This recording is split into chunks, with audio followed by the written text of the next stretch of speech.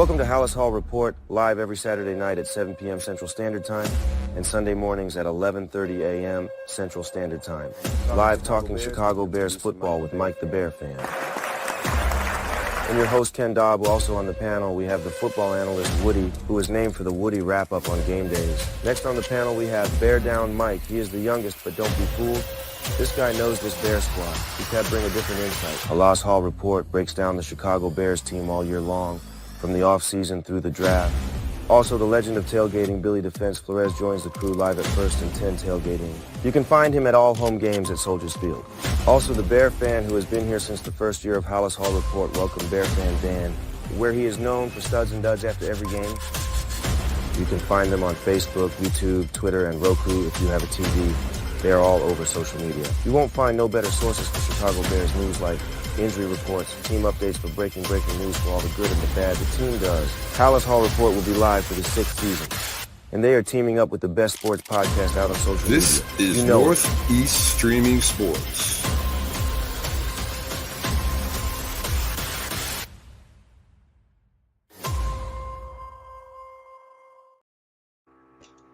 Good evening, everyone. Good evening, and welcome to another edition of Halas Hall Report, streaming live on your Roku, on your Facebook, on your YouTube, and other ways you try to find us and watch us. Tonight, I'm with Bear Fan Dan. Good morning. Geez, good evening, Dan. Good evening. I know it's one of those days. I got Bear Down Mike. Good evening, Mike. Good evening. Woody, I can see you, but I can't see you. Good evening, Woody. What's going on? And we got Mike the Bear Fan in the back right now doing some of the producing stuff. There we go. There's Woody. Now we got all five of us on screen. Beautiful. Hey, we had a good week this week. There's still a lot of Bears stuff to talk, and we've got big news because we haven't had a Hall of Fame week like this for the Bears in a long time. Not one, not two, but three.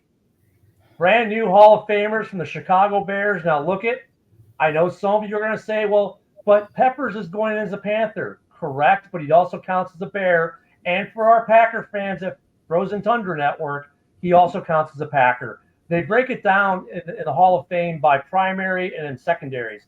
We have 40 in total Hall of Famers, 32 primaries, one coach, and then 7 secondaries, guys like Peppers. But let's dig into them. First off, finally, Steve Mongo McMichael in the Hall of Fame. 15 years in the league, 213 games with 95 sacks as an interior lineman is phenomenal in this league. 17 fumble recoveries, 13 forced fumbles, 3 safeties and a pick, and a Super Bowl champion and a 2-time Pro Bowler. Dan, I mean, they finally got Mongo in, man.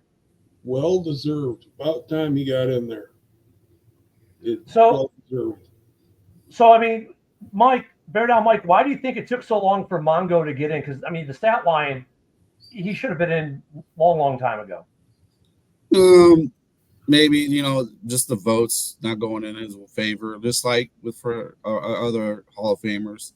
That's all it came down to. He got outvoted. Woody, I think, though, with the voting, I think it's more because of his WWE, WCW days. You think that might have contributed to his getting in the Hall late? Yeah, a little bit. He's trying to promote himself after his football career, even though NWO, I loved watching them. Four Horsemen and stuff like that. But yeah, it's about time. I mean, I'd put that, compare those numbers, Richard Dent and stuff like that. But yeah, it was well deserved, and I'm glad. Hopefully they didn't just vote him in just because of what he's going on with his MS and stuff like that, but for any sympathy votes. But looking at his stats, he well deserved it. Yeah, I mean, I think the unfortunate with the Hall of Fame, and I was in a discussion the other day on the morning show, the Ken and Ken morning show, as we're calling it now.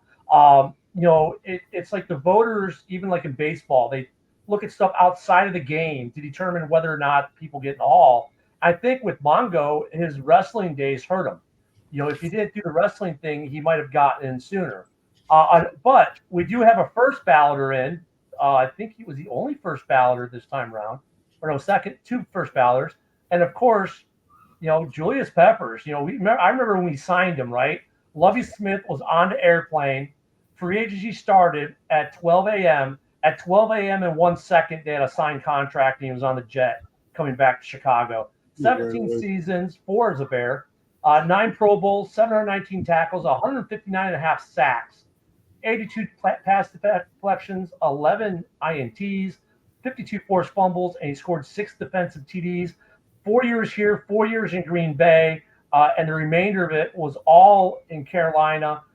He will go into the Hall as a Panther, but the Bears and Packers will both give credits. Dan, what do you got to say about Peppers finally getting in? Phenomenal stats. Again, he well deserved. Glad to see him get in. Yeah, I mean, I don't know, Mike. Do you remember that free agency period? I think I was like 10 years old, maybe 10 or so. Yeah. I remember Julius Peppers because my dad's a big Bears fan, and he would tell me he's one of those primetime players that you gotta have. Yeah, Woody. I don't know. I remember that day. Watching free agency back then. I was what was the website? They're still around, the NFLrumors.com or whatever it was. Yeah. And I remember they had video of Lovie Smith stepping off a plane at 12 midnight to sign Julius Peppers. Yeah, he was a great athlete. It feels like he's the only North Carolina athlete that worked out for us, unless people love Mitch Trubinsky. But yeah, I mean, it sucks that he played for other teams, but it's good to have that statue of his face, and I feel honored. But yeah, he was a great player for all the teams he played for, all of them. And speaking of teams and teammates, should have been a first ballot. The Hall just didn't know what to do. Hester, the KRPR GOAT, the Windy City Flyer, the man who literally changed the NFL by himself, won games by himself, should have been a first ballot Hall of Fame. I agree with you, Trent. I think, though, Dan, the problem is the Hall just didn't know what to do with the guy that they're going to put in specifically as a special teamer. Right. Not many special teamers get in. We got Ray Guy and Warren Anderson before him in that, but he should have been a first ballot Hall of Famer. But hey, he got in. Yeah, bear down, Mike. Would you think now that Hester is getting in that this will pave the way for more special team players to get into the Hall?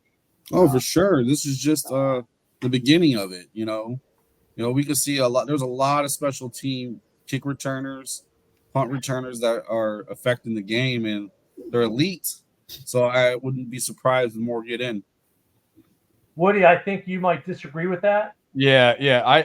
I know it might pave the way for other special teamers to get in, but who's even going to be coming even close to those numbers? Maybe Cordell Patterson. He's probably the closest. But you name somebody in the league now that you would think would be a Hall of Famer for a special team punt and kick returner right now. It's going to be a while for somebody to get in if Cordell Patterson doesn't get in. What about Janikowski? Yeah, I was going to say, Dan, doesn't this open the door, though, for in special teams in general, right? Janikowski, Seabass to get in. Tucker when he retires. Robbie Gold possibly. Maybe Vinatieri. So, I mean, I think this would open the door for some – maybe McAfee, right? Well, no, he's in WWE too, so that might scratch that a little bit. Yeah, well, he's not wrestling though. But I mean, he wrestled twice. I think it opens up. They were talking. Devin Hester was talking after the award show. He was saying that hopefully this will open the door for more special teams players in general, because you have guys who spend their whole career being gunners and and do things phenomenally for a long time on a team, and they get no recognition. What about long snappers, right? Mm-hmm. I mean, where's the love for Patrick Manley, who did it for 17 years flawlessly? Yep.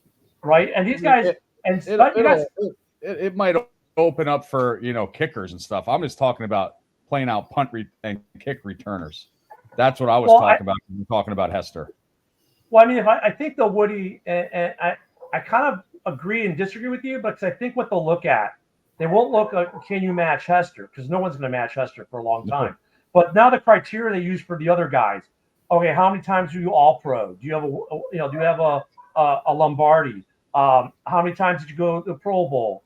They'll look at those because you got some of these special team guys, like a long snapper who has 8 All Pros, 7 All Stars, or Pro Bowl. I mean, those guys. That's part of the criteria for some of these guys getting the Hall, isn't it? Yeah, I know what you're saying, but I'm just saying it took Hester how long to get in, and look at his numbers. So I'm just saying about that. It's going to be a little bit to get somebody in there like Hester for kickoff and punt returners but I understand the kickers because you got Vinatieri and all that stuff, and but I'm talking strictly returners.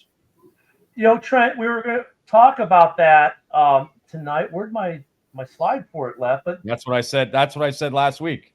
Yeah, exactly we'll talk what I said. Because here's the problem, Trent. Like we'll talk about Briggs and Peanut and those guys, but here's the problem. Here's next year's first time eligible, Marshawn Lynch, right? Now he may not get in because he's only here to avoid being fined. Luke Kuechly. Yep. His knock will be you only did 8 years, so you didn't have a long enough career. But Jesus, what a career he had. Eli, well, the slayer of Tom Brady with 2 rings and 2 Super Bowl MVPs.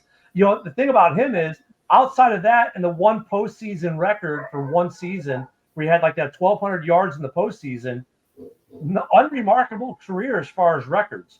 Clay Matthews is eligible next year, and then of course I think the first ballot. Adam Vinatieri, how could he not? Yeah. Right? Yep. 4 rings. I mean, and some of them, a couple of those won Super Bowls, right? Those are your first time eligibles next year. Never mind the guys who are semifinalists and finalists this year that didn't make it in. And then you've got the guys that we talked about last week being possible snubs, and I had a graphic for it. Where did my graphic go, Mike? If you see it, can you put it up, please?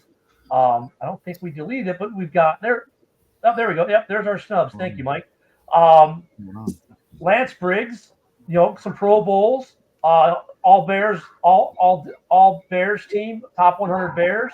But I don't know if he's got enough to get in. Peanut Tillman literally changed the league, right? The term peanut punch that everyone in the league uses is from him. Had good numbers, had some Pro Bowls, all pros. And then Olin Kreutz, let's not forget Olin Kreutz, who followed a Hall of Famer, right? And now we had Olin Kreutz, who was 13 years in the league. And his PFF and everything was just ridiculous. So, guys, I mean, Dan, pick one of the 3, and what do you think he might or might not get in the Hall? Kreutz maybe not get in. I mean, I don't know. They all deserve to be in. I could see. It's hard to pick.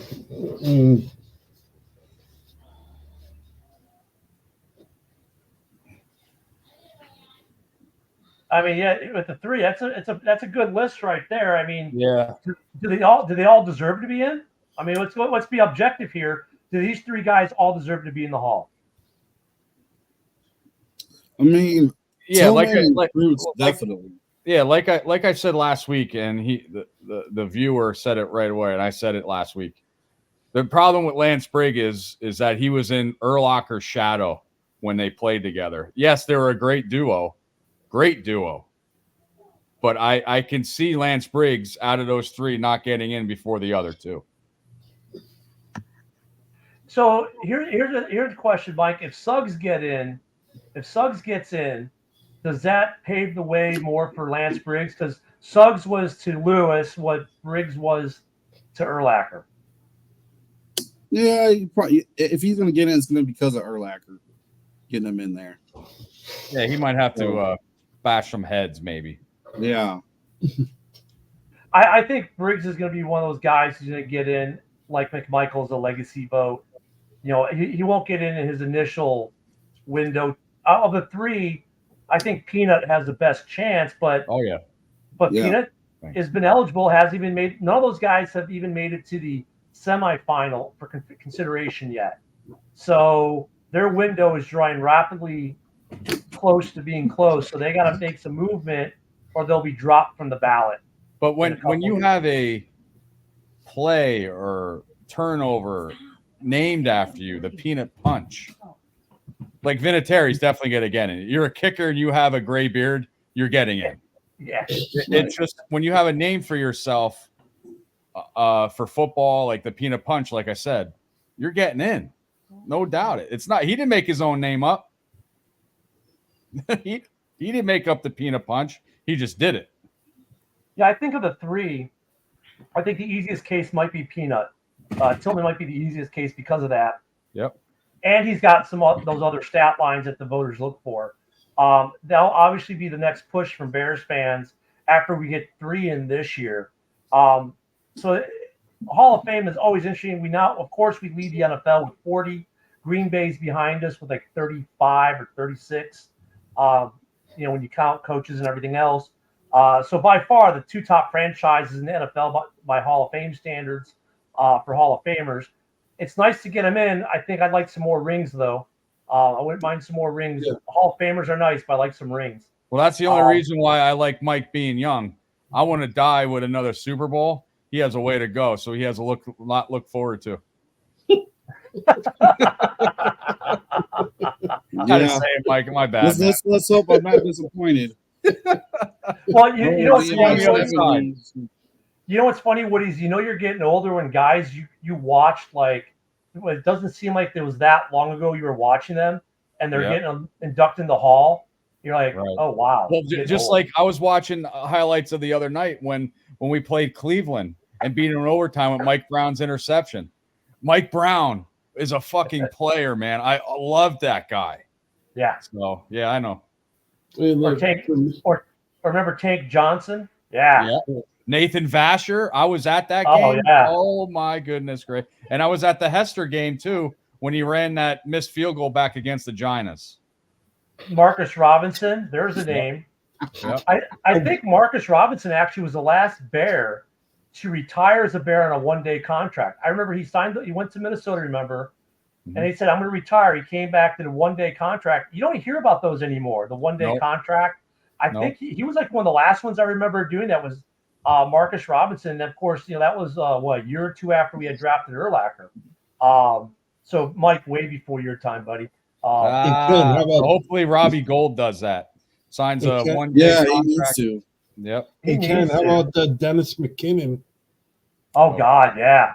I was at the game when he ran back the touchdown in that back the year after the Giants won the Super Bowl. Then again, I remember the Spare Bears.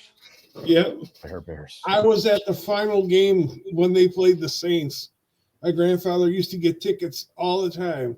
And he got tickets for that last game against the Saints, the Spare Bears. And who was the quarterback for the Spare Bears? Began with an H. He's still in the NFL. What year? The 87. Spare Bears. Peyton. Coach? No, a certain head coach in Denver was the Spare Bear. He was a quarterback on the Spare Bears. Peyton? Sean Payton. Oh, yeah, it's going well. He was a Spare Bear. Oh, yeah. So, hey, Dad, now that we've taken down a trip of memory lane of old players, let's talk about another one that's going to be an old player. Oh, God. Thank you. Hey, it was good knowing you, bud. But when you go to your next team, like Vildor, please tackle. Wrap your arms. Stupid. No, don't tackle. Keep doing what you're doing when you go to your next team, Eddie. Well, no. Ken, you forgot. When the Bears go to another team, they always do good. Yeah. So he's going to learn to tackle. So, Dan, I would tend to think that this means Bojack is gone. They've already told him, hey, we're going to cut you. Yep. Bye, Eddie. So I'm assuming they're going to make it a post-June 1 designation because by doing that, they save like an extra $2 or $3 million. So that kind of, I don't know, Mike, does that tip the hand for Poles' plans in the offseason a little bit? Yeah, that kind of tips his hand that he's going to be looking for a safety either in free agency or the draft. Yeah, I mean, I think of all the moves that they could make player wise, because now we're after tomorrow, and tomorrow morning, everyone for our pregame show, we'll be talking about Super Bowl tomorrow. But after tomorrow night's festivities, that's when we'll start seeing player movement. As far as tipping your hand, this was a no brainer because you weren't really tipping your hand. I think everyone in the league knew this was going to happen. His Spotrac value right now is about 1.2, 1.3 million, and he was slated to make 18. So I don't think there was a single general manager in the league who would be surprised that Eddie Jackson is now going to be a free agent officially come June 1st. Yeah. Yep. Anyone surprised? No. You know what? He was a great leader. He's a great leader in the defensive back room, but that's about it. Neil Anderson, another one. Ever since he got injured, he's scared to hit somebody. Yeah. I think, he was a great leader, but I think leadership got taken over by, like, Gordon took over leadership of that room. They were talking about how he took over leadership of that room last year. That comment there, Butters, Neil Anderson was a good running back in his own right. I loved him too, boy. Right after Peyton. Yeah, that was a problem. Right after he came in right after Walter, and you know what? Coming in after a legend had to be daunting, and my God, he did it. Yep. Like, he was good, but yeah, I think we're shopping. I don't know if it's going to be free agency. The one thing we do need, and we're probably already looking at Ernst, and Monday we'll start to get some clarification on what's going to be open. But guys, this is what we're looking at right now. Mike threw this list together. These are the only two center free agents that we could probably say with a good degree of certainty will actually be free agents. I mean, and then we've got what's the guy from the Tennessee we talked about a couple weeks ago. He may be a free agent, but this is it. What are your thoughts on that, Woody, of these two? I'll have to PFF. Wow.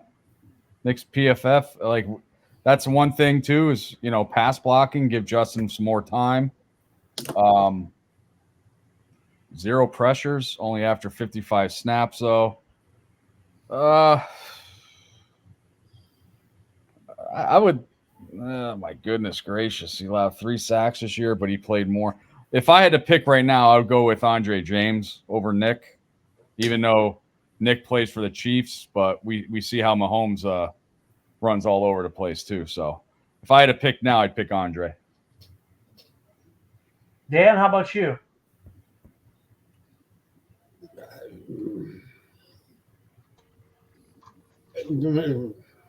Maybe the guy from the Chiefs, maybe Nick. Yeah, I mean, I'm going to have to go with Andre James just because that Nick Allegretti, 55 snaps, that's it. Yeah, that's give me the other guy who has the more. He backed up one of the best centers in the league. So we got 2 Andre, 1 Nick. What about you, Mike? I say you cut Whitehair, sign them both with Henry with that money you saved on Whitehair. Okay, he went with option C, all the above. Because really, Nick's a backup. He's a backup, but when he played great. Mike's awesome. He's going after depth right away. I love it. Yeah, I love it. 3 for 1. 3 for 1. depending on what we do at the running back position, and if the guy from the Titans comes available, because he has good numbers too, I would maybe go with the guy from the Titans and Nick. But it's going to be interesting. Now we could also draft the guy. You can draft the guy in the 3rd round, and he can start day one. We see that with centers; they can tend to start. Even the lower pick guys tend to start. 3rd rounder will start day one, and we get starters in the 3rd round. We've done it every year as Poles has been here. But that's obviously our one of our big needs is a center. And I mean, we've got more room. So look at the cap casualty room. Obviously, okay, so the dead cap on him is going to be about $4 million, right? So that gives us $14 million freed up. So Mike is right. We have $14 million. There's 9 of it, right? I mean, there's some other things we can do.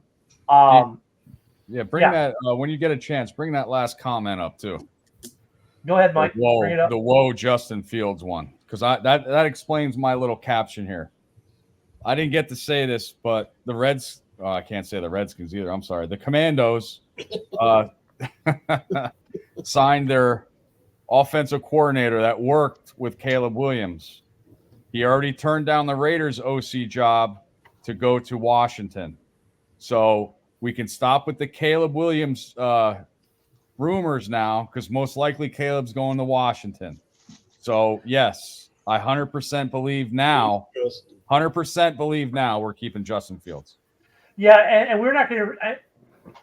In general, we're trying to kind of not get too much into what we're going to draft talk this early, because free agency is going to change a lot of what teams are going to be looking for. If for instance the Bears sign an edge rusher like Daniil Hunter, or which we're rumored to be in on, or some other, now we're not drafting one at 9 probably. If we do not sign a wide receiver of substance, like maybe we sign a wide receiver 3 kind of guy, that might tip the hand that, hey, we're looking at Marvin Harrison. So there's a lot of free agency that's going to change a lot of GM's plans depending on what they can get via free agency. And there's just so much of this Caleb Williams, Marvin Harrison crap going around. We figured we'd just let simmer.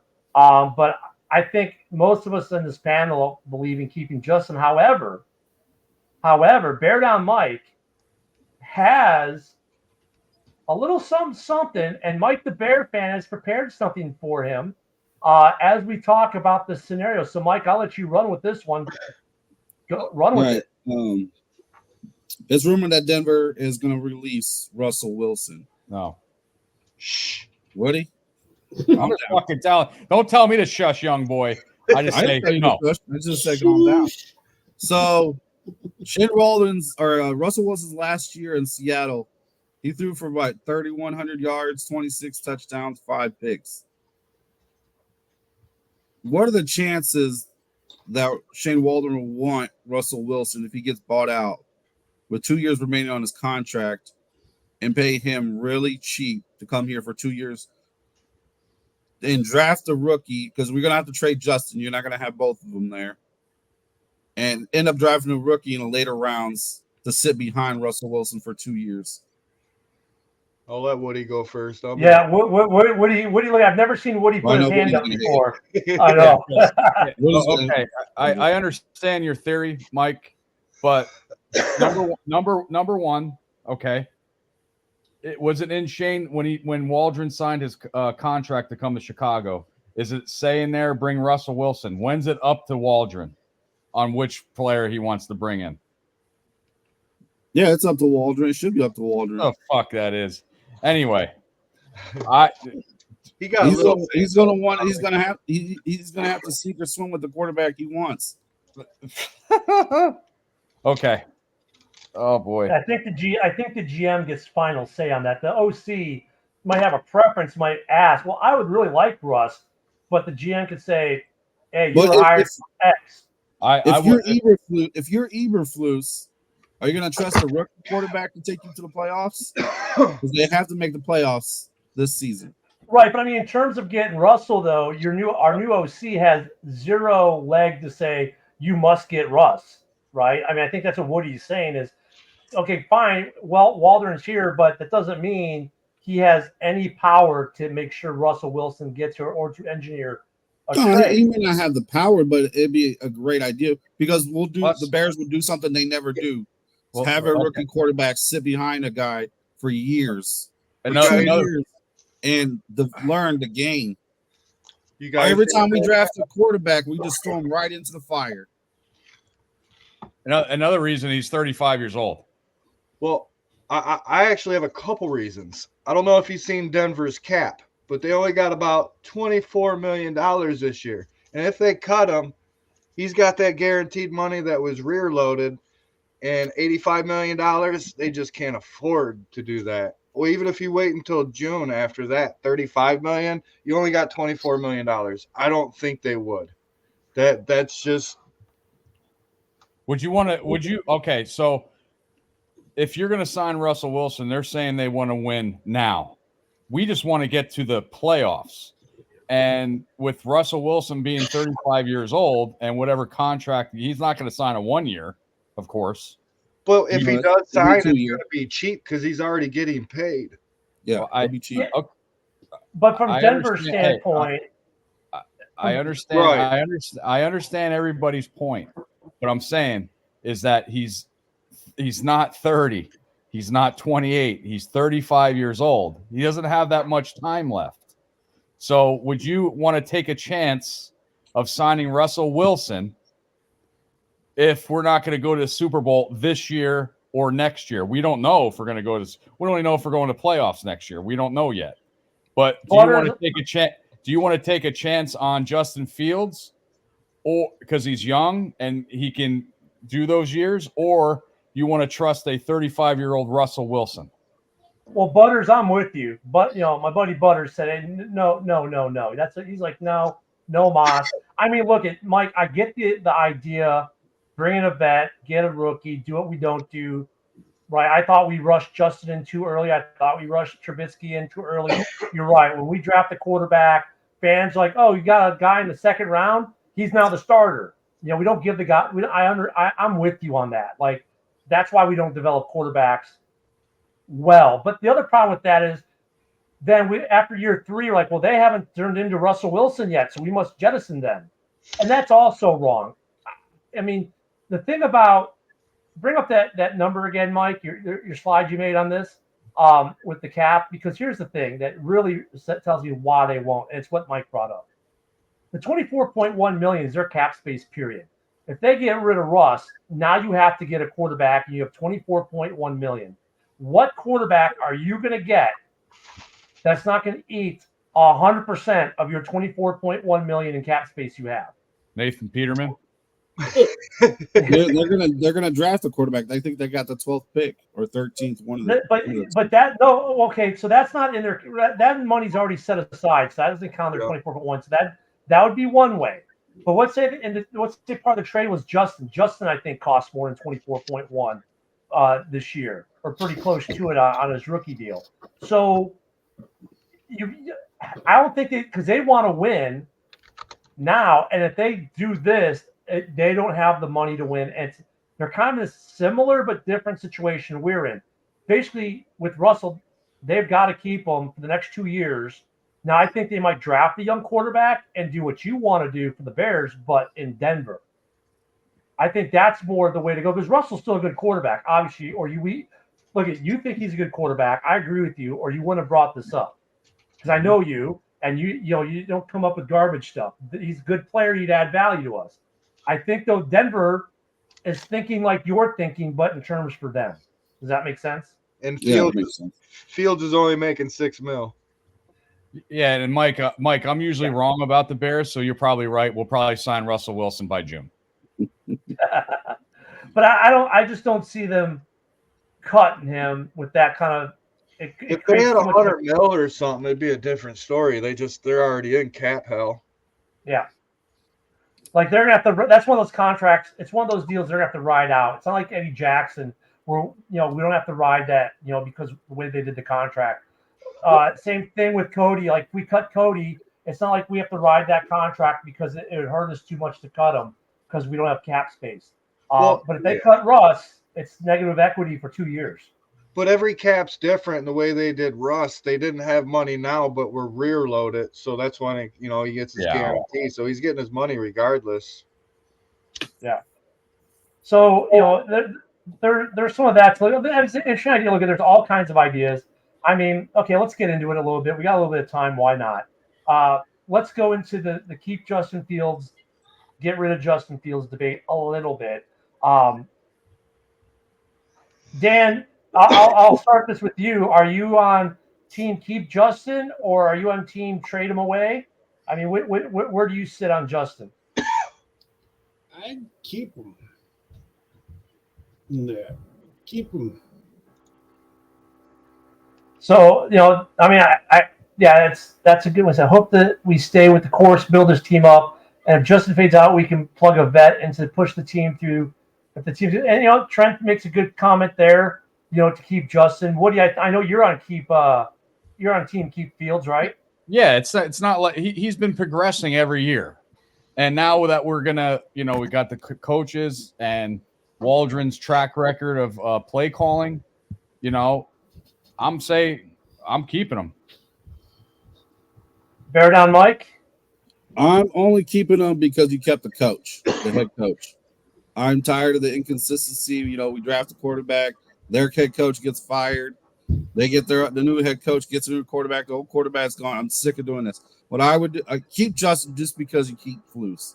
You draft Marvin Harrison because let's say, draft Marvin Harrison and decline Justin's 5th-year option. And if he does well next season, you give him an extension.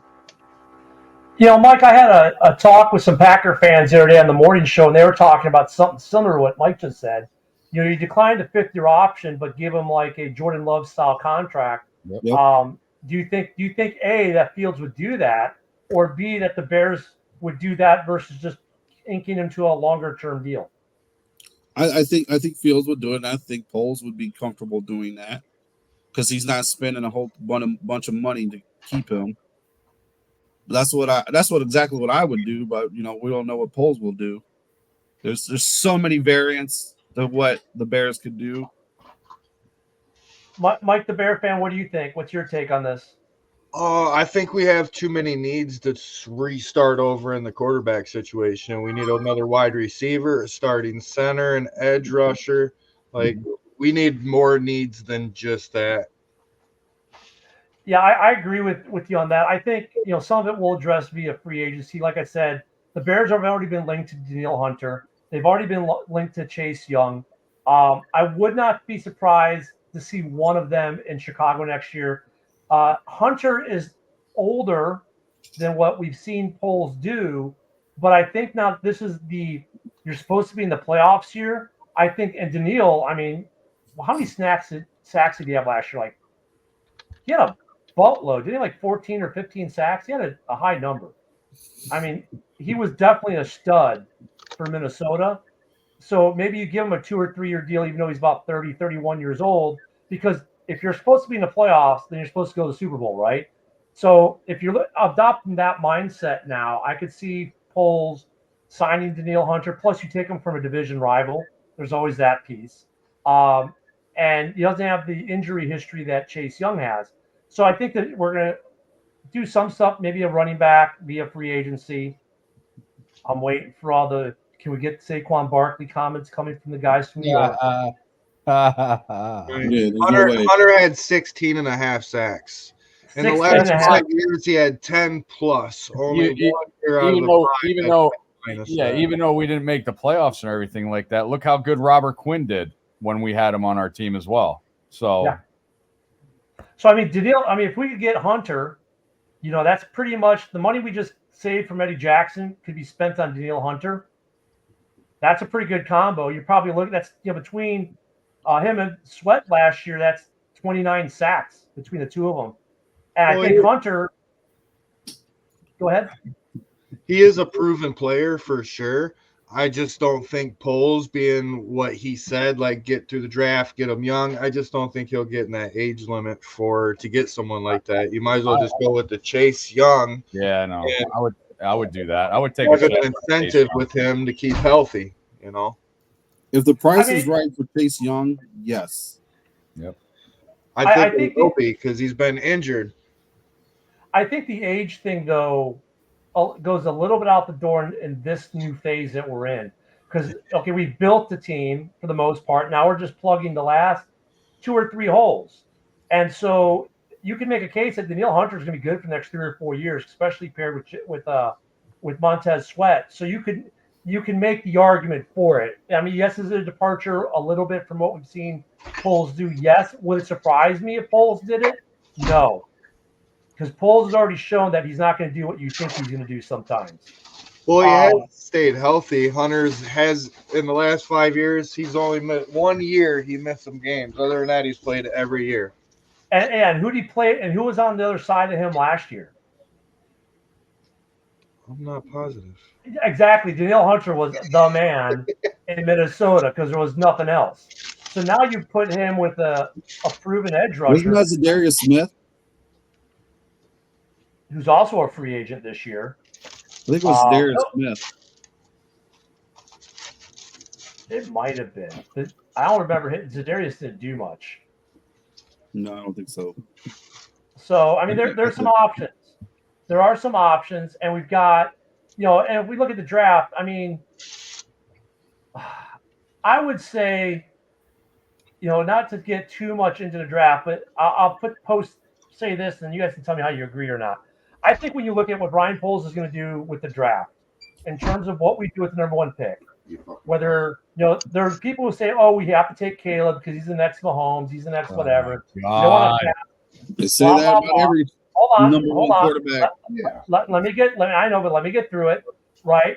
But you have to ask yourself this question. If I draft Caleb Williams, does he make my wide receiver better?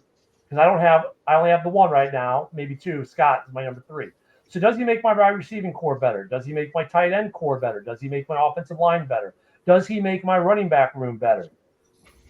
If the answer is no to all of those questions over keeping Justin Fields, and you keep Justin Fields, it's that simple. Because if I draft Marvin Harrison Jr. and I ask that same question, if I draft Marvin Harrison Jr., does he make my wide receiver room better? Yes. Right? Because now there's going to be more opportunities for DJ Moore. There's going to be more opportunities for Scott, whoever wide receiver 3 is. Okay. Does he make the running back situation better?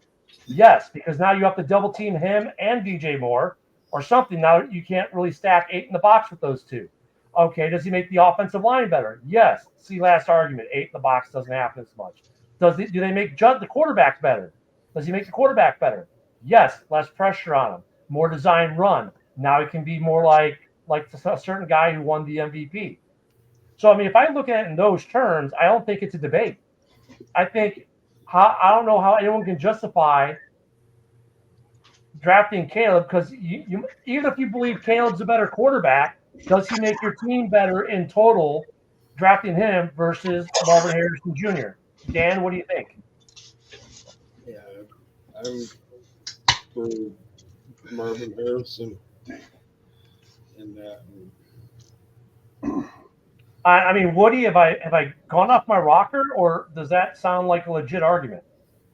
Yeah, I said it from day one. Don't mess around. You get the best player in the draft. I think the best player in the draft is Marvin Harrison Jr. You go out and get him when you can. Plain and simple. I mean, Mike, if bear down, Mike. If we do this, obviously Russ' plan is tanked if we're keeping Justin, which I think we are. But if you look at the analysis, and I did see a mock draft with Joe Alt going number 1 to the Bears. I about laughed my behind off because I don't see us drafting Alt number 1. I mean, based on that kind of logic, do you think? Am I wrong, or the Bears maybe going a different path? Then taking Joe Alt. Taking a different no, the Harrison Jr. versus drafting a quarterback number 1. You take Marvin Harrison because with Caleb Williams, it's unproven. You don't know what he's going to be into the league. You're hoping he's showing flashes in college that he's going to be great in the NFL. You know what? A lot of quarterbacks do that. Remember Josh Rosen? He was great in college. He didn't pan out. There's so many examples. So you take the guy that you have and you develop around him. How did Caleb Williams? How did he do in his bowl game? Anybody know? Anybody know? Play. There you go. Thank you. And against top defensive teams in college, he sucks. Wait till you get to the NFL. Fast. Like I said before, Bo Nix proved more than Caleb Williams. I'm sorry. Somebody fight me on that. Well, look, and also the combine's going to happen, and there's going to be shifting there. People will rise, people will fall. We saw it last year with the quarterback class. People are saying next year's quarterback class is going to suck. Well, that's what they said last year. Why everyone had to get Stroud because next year's class is going to be terrible. And now this year, like, oh my God, Caleb Williams is the best prospect ever. Next year, it's going to be the same thing from whatever quarterback that's coming out in the draft. The other thing is, too, with Ken the Packer fan, the morning show, we actually looked at the last 10 years of quarterbacks, or actually 20 years of quarterbacks taken in the first round. Do you know what the miss rate, the fail rate on a quarterback in the first round is? Wasn't it like 44%? 60% miss rate. Now, for Justin, they said undetermined but trending up. For Trevor Lawrence, they called him a hit, but he just came off a down year. So I would say he's undetermined, trending down after what happened last year. But that's just in the first round. For number one quarterback, number one overall selected quarterbacks, the hit rate's even worse. It's like 75% miss. So can we bring that comment back up?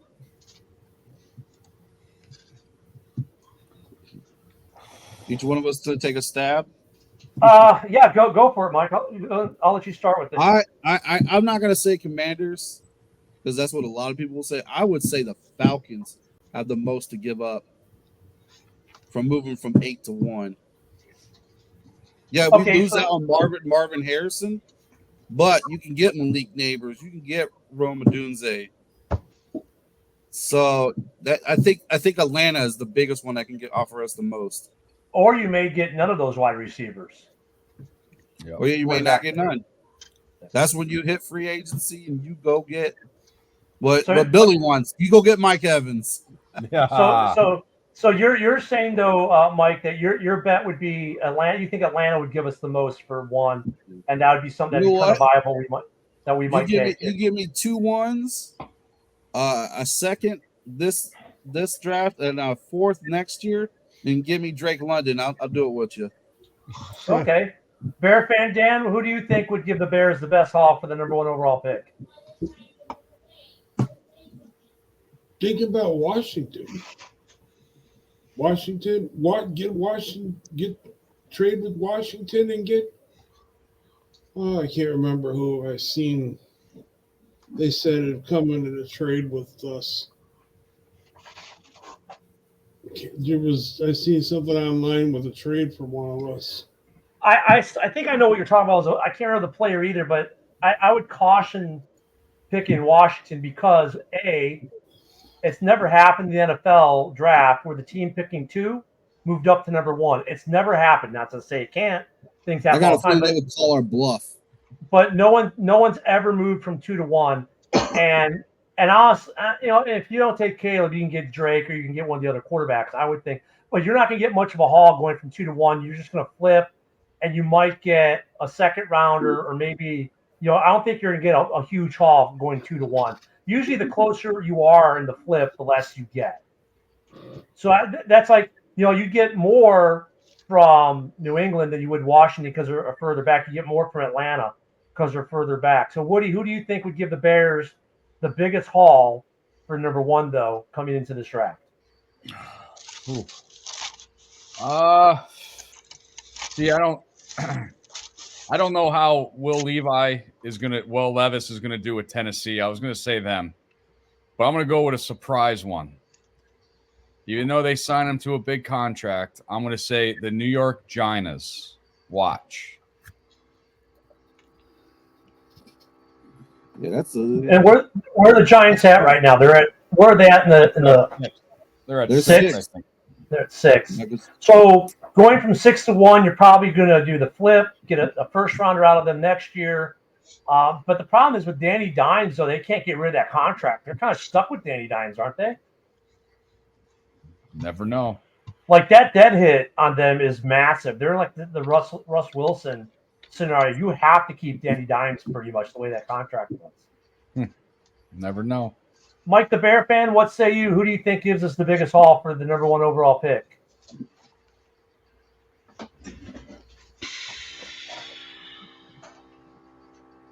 He's doing some producing stuff, I guess. I'll go. I'm kind of with Mike. I think Go ahead. I said I think Mike. I'm with Mike. I think Atlanta probably could for sure, but I don't see them dropping that far because I don't think we're gonna fall no more than 3. Personally, It's probably going I think there's going to be 2 wide receivers taken before 9 picks. probably going to be New England then. New England's probably going to be our biggest haul if you want to talk like that. I mean, yeah, for realistic for what the Bears want to achieve, it has to be it has to be New England or Washington, most likely New England, who may want Caleb and want to jump Washington to take Caleb away from Kingsbury. Because I think if you're Washington, look, I think Washington has it figured out that if the Bears don't trade it, that we're taking Marvin Harrison Jr. In fact, I think it's the worst kept secret amongst NFL GMs that we're drafting Marvin Harrison Jr. Everyone knows it except the talking heads who want to get clicks for their shows and their articles. Because look, I get it. It's great copy. They have people argue about Caleb versus Justin. I don't buy into it. I think it's just more clickbait because I think everyone who knows anything is in the league, and look at all support, even players are giving Justin, that the Bears are keeping Justin. I don't think it's really a debate. And the Bears are going to use number one, which there are some Bears fans who are going to be pissed because, well, you didn't turn that pick into a bunch of other picks. Why do I care to turn it into a bunch of picks and get a haul? I want to be in the playoffs now. If Marvin Harrison Jr. is my target, and by adding him, I can create a better wide receiving room and lessen the pressure on my quarterback, my offensive line, and my running backs and my tight ends, and he can make the entire offense better in general. Why wouldn't I do it? Well, what if he's right and all of Info- a sudden Giants do it and they do move up because they're not going to get out of Daniel Jones's contract. It's pretty much rear heavy, not until probably 2025, 2026. Yep. But what if they're saying, hey, I need another offensive weapon to say all of a sudden Barkley stays? Jones needs a receiver. Because you gotta think the Giants, all they have is Darius Slayton really and a good young receiver. Imagine them with Marvin Harrison as well with Danny Fumbles. Well, it was reported today by Ian Rappaport the Bears would need a historic compensation to trade the number one pick. And that was Poles' tell that he plans on using number one. Now, all the clickbait artists out there, right, like CBS Sports, ESPN, and all the other little talking heads that need to get you to click on their art and argue with them to make money, they're all going to say, oh, that means that they're drafting Caleb. No, it means that we want Marvin Harrison Jr. is what I'm thinking. That's what I think most of us are thinking, that because he makes the most sense for this team in the long term. Because also he does this in 2 years when DJ Moore is up for a contract. Okay, we can let him walk because we'll still have Marvin Harrison Jr. We can get another receiver. Now, the only way I think we trade the number one to a team that wants Marvin Harrison Jr. is Arizona, and make Arizona pay out the wazoo, like really make them pay, and then we can get a Dunez, which I would be okay with. I wouldn't be as thrilled as I would be with Marvin Harrison Jr., but some people say a Dunez might be like a 1A, 1B kind of thing with those two. Dunez, I believe, or was it Neighbors? Or it was Neighbors. LSU kids, Neighbors. Yeah, Neighbors. I'm sorry, Neighbors. He had some actually better game stats than Marvin Harrison did. So I might be okay. Say, okay, fine, we'll do that. We'll let you take Marvin, but you're going to pay us like no one's ever paid us before. In fact, you're going to. You can't throw in Hollywood Brown because he's a free agent. But you're going to throw in, first your your pick this year, your number one next year. You're going to give us a 2 this year, a 4 next year, and we want player X. And then we want something else because it's going to be historic, right? We want Buda Baker. We want Buda Baker because we just got rid of Eddie Jackson. There you go. Like that's how historic it would have to be. I want to quick answer the question that was just asked too. Do you think three teams in our division can get to the playoffs? If we do get Marvin Harrison Jr., by goddamn, because if we like I said, if we'd have won 3 more games, we might have had that wild card spot. And you remember what the NFC East used to do? It used to be Giants, Cowboys, Eagles. By goddamn right, three teams in the NFC North can make the playoffs. He said Eagles. He didn't say the other word. I say Sheagles. I'm feeling a given mood today. Dan, what do you think? Do you think the NFC North could theoretically send 3 teams to the playoffs next year? Possibly. I mean, don't think the Vikings will make it. Yeah, that would be making all 4 then.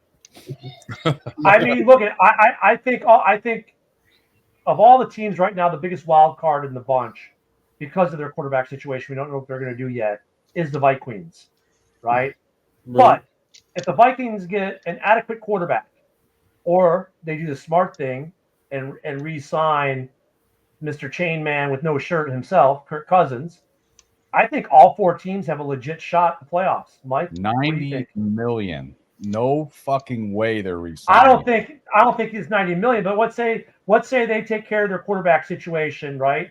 Mike, do you think the NFC North could send 3 or 4 teams is theoretically possible? We have to take all 3 wild cards. But think about it. That means everyone in division splits the division. If everyone splits in the division, we could have 4 11-win teams in the division. It is possible. With the Vikings and their money issues, no established running game. Justin Jefferson, Addison, 2 best players on their team. Their defense is, we thought they were going to suck last year as well, but they surprised most of us on how they played. But I do not see the Vikings making the playoff next year. I could see Kirk Cousins taking a team-friendly deal.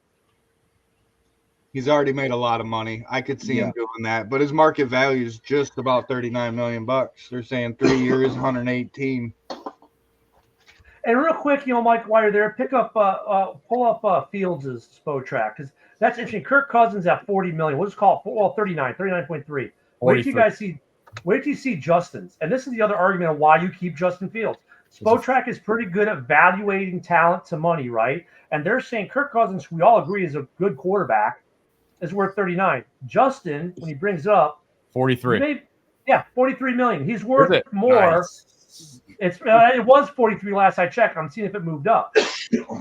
47 now. Damn, dude. Wow. 8 years, 283 right. Big one. Right. Hey, Mike. Okay, let's just this sign. Ain't my math. Don't be mad at me. Hey, Mike, just sign fucking Russell Wilson and fuck him. So I mean, that's as far as the do we keep Justin argument, I think that's another one. And a comment I want to hit real quick before we run out of time.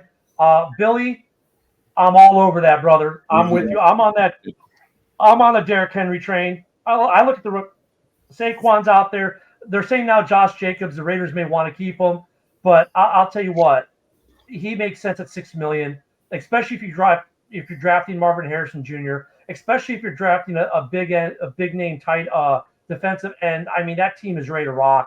I think you could have 3 teams, if not all 4 teams, challenging for playoff positions. I mean, look, as bad as the Bears were last year, we weren't eliminated to week 17.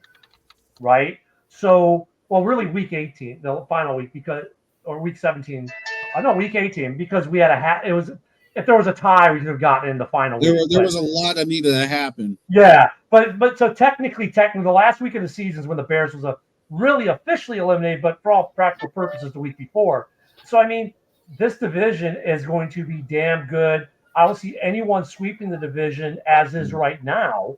That's the way too early predictions.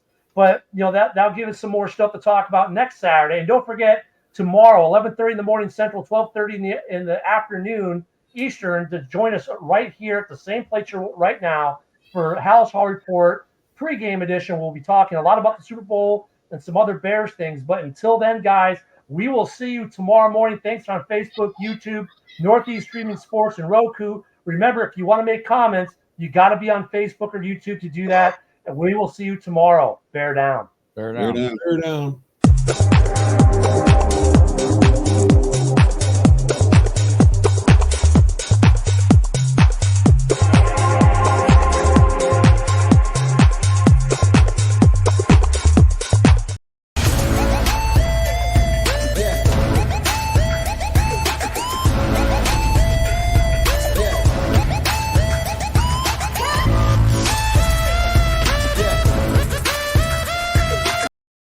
Welcome to Halas Hall Report, live every Saturday night at 7 p.m. Central Standard Time and Sunday mornings at 11:30 a.m. Central Standard Time. Live talking Chicago Bears football with Mike the Bear Fan. And your host, Ken Dobb. Also on the panel, we have the football analyst, Woody, who is named for the Woody wrap-up on game days. Next on the panel, we have Bear Down Mike. He is the youngest, but don't be fooled. This guy knows this Bear squad. He can bring a different insight. Halas Hall Report breaks down the Chicago Bears team all year long, from the offseason through the draft. Also, the legend of tailgating, Billy Defense Flores, joins the crew live at 1st and 10 tailgating. You can find him at all home games at Soldiers Field. Also, the Bear Fan, who has been here since the first year of Halas Hall Report. Welcome, Bear Fan Dan. where he is known for studs and duds after every game. You can find them on Facebook, YouTube, Twitter, and Roku if you have a TV. They are all over social media. You won't find no better sources for Chicago Bears news like injury reports, team updates for breaking news for all the good and the bad.